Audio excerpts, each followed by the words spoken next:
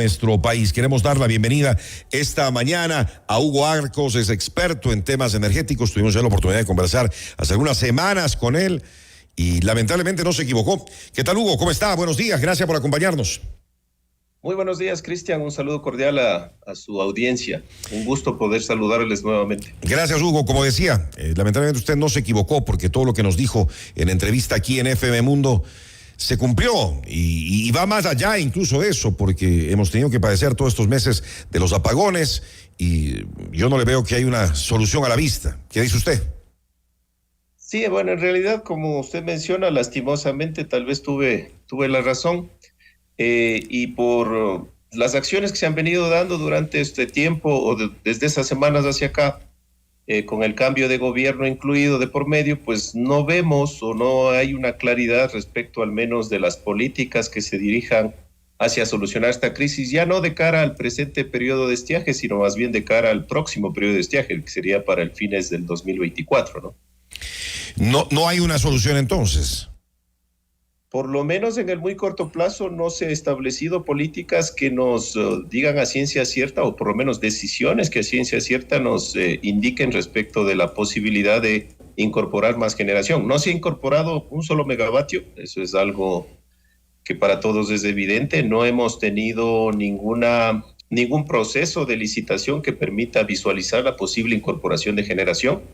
Los procesos que encaminó las autoridades salientes más bien se han dado de baja o por sí solos o por decisión de la actual administración, lo cual es coherente porque realmente las cosas que se firman a último momento dan muchas dudas, siempre van a quedar cuestiones por preguntar y lastimosamente la administración saliente hizo ese tipo de decisiones a último momento, apresuradas por cuestiones de la crisis que se supone se entendería, pero con muchas dudas más que certezas, ¿no? Y la administración actual, pues como es algo obvio en los últimos días que recientemente se posesionó, ha estado buscando definir sus autoridades en el sector eléctrico, tratando de empaparse un poco del tema y con seguridad eso va a tomar su tiempo.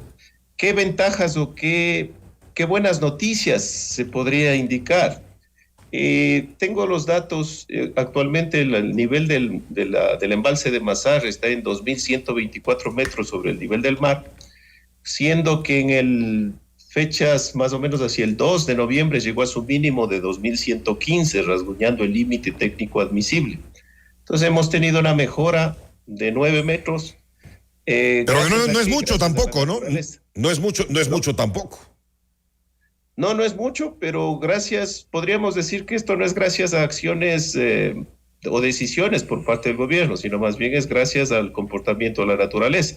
Hemos tenido una mejora de caudales fundamentalmente en la central Coca-Cola Sinclair, y esa es la que ha permitido un poco apuntalar el abastecimiento de energía en los últimos días. Se sigue importando energía muy costosa de Colombia, por supuesto también, pero en cierta manera esos 9 metros que hacen la diferencia en el embalse de Mazar son los que seguramente han servido para que las autoridades determinen que hacia finales de año, hacia lo que son las fiestas de diciembre, no se produzcan cortes, ¿no? O sea, siempre hay un riesgo porque posiblemente las condiciones climáticas vuelvan a empeorar.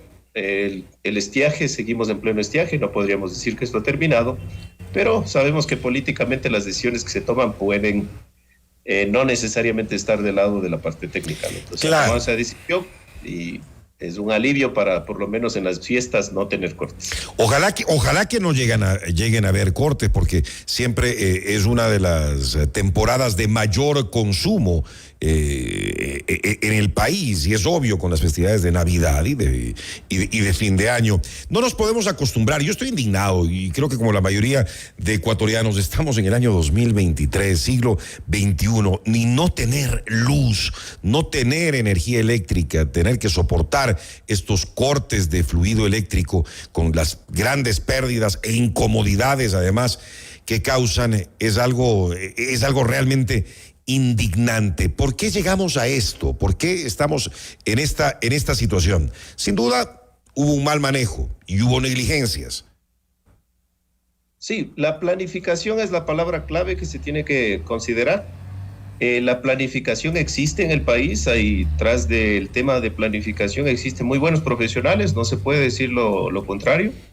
Lastimosamente, el tema del manejo del sector eléctrico va de las manos o está en las manos de decisiones que se toman a veces de forma política, o más bien dicho, la mayoría de veces de forma política, sin tener un cumplimiento estricto de lo que es la planificación, y esas son las consecuencias, ¿no? Entonces, decidir proyectos de manera política, decidir endeudamiento en ciertos casos de forma política, sin fundamentarse en las directrices técnicas que existen, eso insisto, existen directrices técnicas, existe un plan, o existía por lo menos un plan hasta hace algunos años. Eso es lo que lleva a este tipo de decisiones, nos llevan a las condiciones actuales. Ahora, más bien tenemos que ver cómo salir, y desde ese punto de vista, desde el lado de la academia, hemos analizado en los últimos meses ciertas modificaciones que se han realizado al marco regulatorio del país. Es así que el próximo jueves vamos a ofrecer aquí en la universidad un taller que le hemos titulado Oportunidades de autoabastecimiento de energía eléctrica en el Ecuador. ¿Cuál es el enfoque? El enfoque es que si el Estado no nos brinda las facilidades para salir del problema, nosotros tenemos que apoyarlo, y de esta forma el autoabastecimiento es un camino. ¿Qué significa esto? Que los industriales, los usuarios comerciales, los usuarios inclusive residenciales, tenemos la posibilidad ahora de instalar nuestra propia generación, fundamentalmente fotovoltaica. Tenemos ese recurso a la mano. El Ecuador potencialmente tiene un recurso de generación fotovoltaica muy interesante, muy importante. Y se han abierto estas posibilidades que brindan a los industriales y, digamos, a los inversionistas la posibilidad de hacer inversión en centrales de generación para su autoabastecimiento, con lo cual obviamente mejoran sus costos, mejoran su eficiencia, mejoran también las condiciones ambientales de lo que sería el abastecimiento de energía eléctrica, y en una forma paulatina por lo menos, y muy en el corto plazo, podría pensarse que esto también apuntale el abastecimiento energético del país, permitiendo al menos apalear lo que serían los efectos de posibles racionamientos futuros, ¿no? Entonces, nosotros es una posibilidad. Le vemos con esa perspectiva y estamos planteando esta posibilidad de hacer esta difusión. Está planteada para el próximo día jueves a las 11 de la mañana y lo haremos aquí en las instalaciones de la universidad. Nos parece interesante. Mucho se está hablando en los últimos días, Hugo, de que el sector privado tenga que intervenir, ya que el Estado pues, ya nos ha demostrado que no puede. ¿Sería un camino? Por supuesto. Por supuesto que es un camino. Se dieron decisiones recientes, hay que decirlo, son decisiones recientes que abre la posibilidad en cuanto a niveles de potencia que pueden invertir los generadores, en este caso privados. Está dirigido hacia inversiones fundamentalmente en el sector industrial, que pueden apalancar de buena manera el tema del abastecimiento energético del país, y adicionalmente les permiten ser más competitivos porque optimizan sus costos en energía eléctrica. Sin lugar a dudas es una alternativa, sin lugar a dudas nosotros le vemos como la única del corto plazo, hay que decirlo. En el cortísimo plazo es la única alternativa realizable, real, y por lo tanto como universidad estaríamos promoviendo el socializarla para que todos los interesados que puedan asistir, estamos también extendiendo una invitación a las cámaras para que asistan, nosotros poder dar esta socialización, dar los detalles de cómo sería el proceso. E insisto, no de cara a este estiaje, no, este estiaje ya lo tenemos que sembrar en el pasado, sino más bien de cara a lo que sería el futuro estiaje, el próximo estiaje. Claro, para que esto no siga pasando con el transcurso de los meses y de los años. ¿Qué pasa con la energía? Que en su momento viajó el expresidente Guillermo Lasso, quien a propósito dijo que hace tiempo estábamos a puertas de resolver la crisis eléctrica. Vemos que fue una mentira más de don Guillermo. ¿Sirvieron de algo las conversaciones con Colombia? Creo que nos han salvado durante estos meses, aunque a un costo altísimo, Hugo. Realmente esas últimas palabras son las claves, ¿no? El costo. He oído declaraciones de la actual ministra y del exministro en los días recientes que hablan del precio de Colombia como que si fuera un tema de negociación entre autoridades, lo cual es totalmente falso. Las condiciones del mercado que está establecido entre Ecuador y Colombia obedecen a un acuerdo comercial, y es un acuerdo comercial con aspectos técnicos, y los precios reflejan la condición del costo de los excedentes que nos puede vender, en este caso, Colombia. Si los excedentes que nos puede vender Colombia están vinculados a generación termoeléctrica, pues son costos elevados. Si los excedentes que nos puede vender Colombia están ligados a costos de energía hidroeléctrica, pues tendrán costos bajos. Y esa es la verdadera razón de los costos altos que nos ha estado vendiendo Colombia. ¿Por qué? Porque Colombia ha restringido sus excedentes o su venta de excedentes en función de que ellos también prevén el mantener los niveles de sus embalses dentro de cotas que no impliquen racionamientos. Todo país se tiene que cubrir de los racionamientos, ¿no? Entonces, escuchar que los ministros hablan como que si ellos van a conseguir cambiar los precios es realmente muestra de falta de conocimiento. ¿Cuál es el camino? El camino a seguir, y más bien hay que pensar en las soluciones. Ecuador tiene ya convenios firmados con Perú para la construcción de un sistema de 500 kilovoltios que lo interconectarían con Perú. Y esa interconexión con Perú permitiría que el Ecuador empiece a tomar un papel más protagónico dentro de un mercado ya regional, vendiendo y comprando energía en los mejores momentos, tanto a Colombia como a Perú, e incluso siendo un país de tránsito, comprando a Colombia a precio más bajo para vender a Perú a precio más alto. Sería una posición interesante. ¿Y eso cuánto puede demorar? Claro, ¿qué se necesita? Pues que el Ecuador invierta en esa línea de 500 kilovoltios y que permita la interconexión con Perú, que actualmente es nula. Si hubiésemos tenido esa interconexión con Perú, la situación sería muy distinta y no nos veríamos en esta posición de pensar que estamos siendo víctimas de un manejo de precios por parte de Colombia. Si hiciéramos las cosas bien, nuestra posición cambiaría totalmente dentro del panorama, en este caso. ¿Y cuánto puede demorar construir esto? Tener lista esa interconexión con Perú. En términos, si es que lo desarrollásemos a nivel privado, si no hubiese la intervención y el estorbo a veces de la burocracia local, podríamos estar hablando en términos de 2 a 3 años la construcción del sistema de 500 kilovoltios. Bueno, habría que empezar ya. Volviendo al tema de Colombia, usted debe haber escuchado ayer estas declaraciones que nos vuelven a llamar la atención a todos del exministro de Energía, Fernando Santos Albite, que dice: en enero, si nos quita Colombia la energía, estamos fregados. No 2 horas, sino serán 4 horas de apagones. Además dijo: me confié en que Colombia iba a vendernos gran cantidad de energía y a un precio conveniente. Calculé mal. Es un error humano, ha dicho Fernando Santos. Qué increíble, Hugo. Realmente es cómico, ¿no? Es bastante cómico. Cómico, esa es la palabra. Lo ha dicho usted. No entiendo cómo puede hablar de cálculos, de apreciaciones. De errores humanos. Cuando el ministro de Energía, todos conocemos que tiene muy escaso conocimiento del sector eléctrico. Esa ha sido una de las cuestiones patéticas para el sector eléctrico, que los ministros de Energía generalmente son nombrados vinculados con el sector petrolero o minero. Esa es la triste realidad. Que en este caso, entiendo, es la especialidad del exministro Santos. Por supuesto. Entonces, pensar que alguien que no tiene conocimientos nos diga que calculó mal, insisto, es hasta cómico, porque los precios obedecen a un esquema de mercado. Un horror. No es que lo calcula alguien con una calculadora y los determina y los va y los negocia. No funciona así. No es de esa manera que los precios, o no es que los precios obedecen al cálculo de una persona en particular. Increíble, ¿no? Increíble y también indignante, encima más que ahora nos vengan a decir eso. La ministra, la nueva ministra del nuevo gobierno, ¿podrá manejar un tema tan complejo como este? Yo personalmente no la conozco, pero tengo mis dudas. Realmente nos preocupa un tema en particular, ¿no? O sea, el asunto o la forma en cómo este gobierno ha visualizado el encargar a los diferentes sectores importantes, como por ejemplo el sector eléctrico, minero, energético, en definitiva, del país, a gente joven. Bueno, puede ser algo que está dentro de la visión del actual presidente.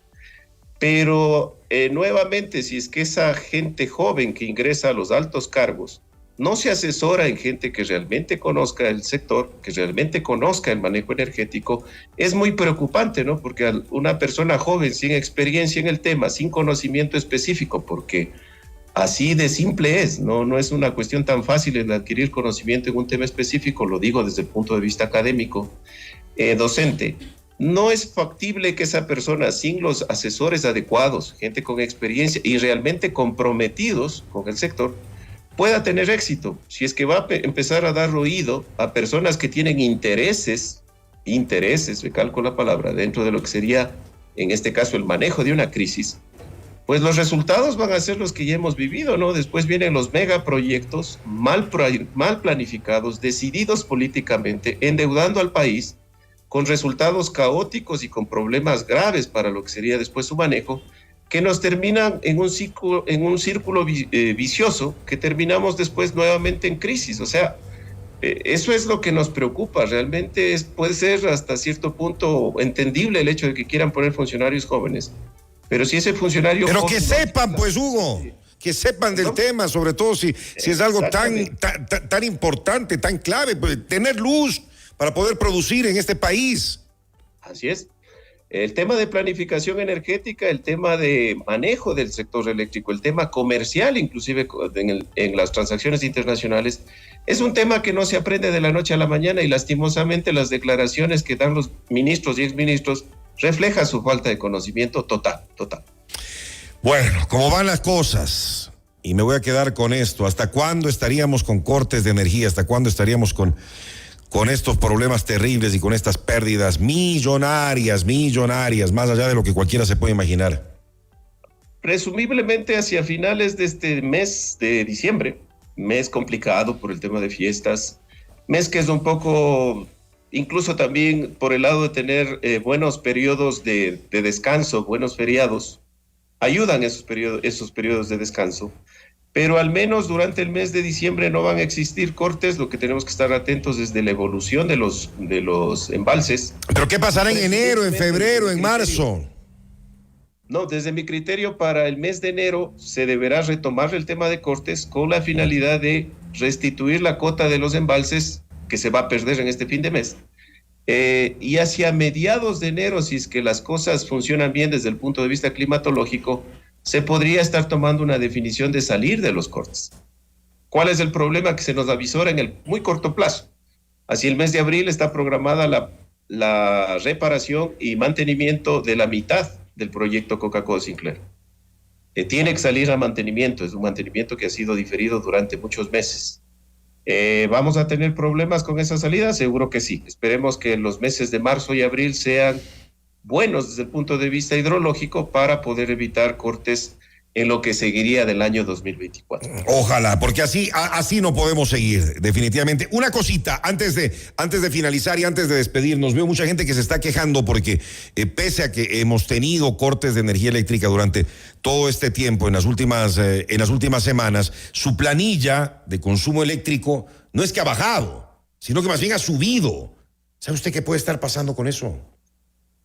A ver, cuando se realizan los planillajes, la facturación eléctrica, en muchas ocasiones suele suceder que si es que no se hace una medición, es decir, si no pasa el que mide el medidor por la casa de alguien, o si es que por A o por B no se pudo realizar esa medición, se toman los promedios de los últimos meses. Entonces puede estar reflejando la planilla no el valor real del consumo, sino el valor promedio de los últimos meses y después se realizan ciertos ajustes. Claro, pero hay gente que se queja que está mucho más de lo que pagaba antes, incrementos significativos. De lo que se conoce, no existe oficialmente un aumento de tarifas. Oficialmente. Oficialmente no hay. Y por lo tanto, lo que podría preverse es este tema de prorrateo hacia los meses o hacia las facturas de meses pasados. Nos queda claro. Gracias a Hugo Arcos, experto en temas energéticos, que ha estado una vez más con nosotros aquí en FM Mundo. Unas buenas fiestas, Hugo. Buenos días. Muchísimas gracias. Un buen día. Noticias, reportajes y opinión. Cristian del Alcázar, Ponce, tu anfitrión. El programa estelar de